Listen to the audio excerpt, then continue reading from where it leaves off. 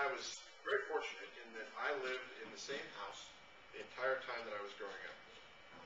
And I remember when I was in middle school, I asked my dad, because my friends, people I knew moved, and I said, well, Dad, how come we never moved? He said, well, you find me a mortgage for $150 a month someplace else and we'll move. I thought, man, I could even afford it. I was like working in a pizza joint. I could afford $150 a month. I mean, gosh, I wouldn't give for a $150 a month mortgage now. Man. Yeah, but until I asked, I didn't know. I didn't know how much the mortgage was. I didn't know how much my parents spent on food or how much they spent on clothes. I still don't know how much money my dad made when I was a kid. I have no idea. The fact is, I didn't think about it. I just kind of took all this stuff for granted, I knew that my parents were going to put a roof over my head. I knew I was going to have clothes. I knew I was going to have food. And so I didn't worry about where the money came from. And I didn't worry about where the money went. They were my parents. And I knew that they were going to take care of me. And that helped me feel secure. It made me feel safe. It helped me know who I was. Because I knew whose I was. I knew that I was the child of my parents.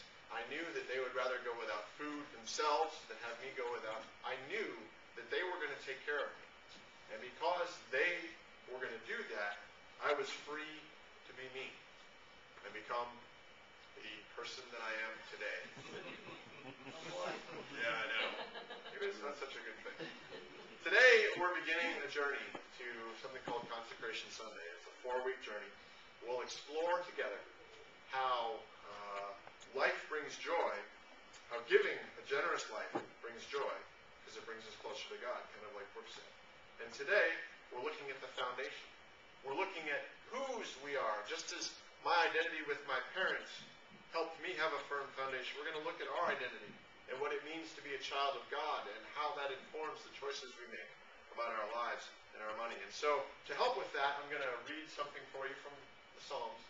And I invite you in the quiet, I'm going to read it 3 times. I invite you to just close your eyes, and in the quiet, in between readings, reflect on this passage, and when you hear the chime, return to worship. So get comfortable, close your eyes, and listen. The earth is the Lord's, and everything in it. The world and all its people belong to Him.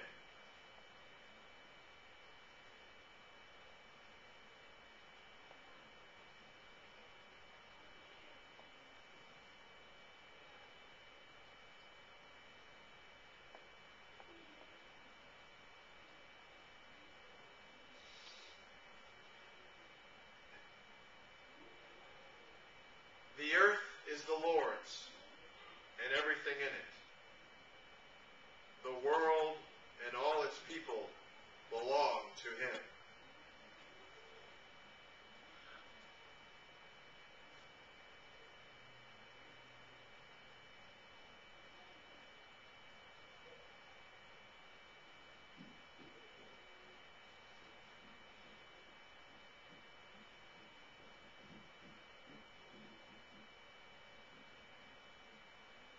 The earth is the Lord's, and everything in it. The world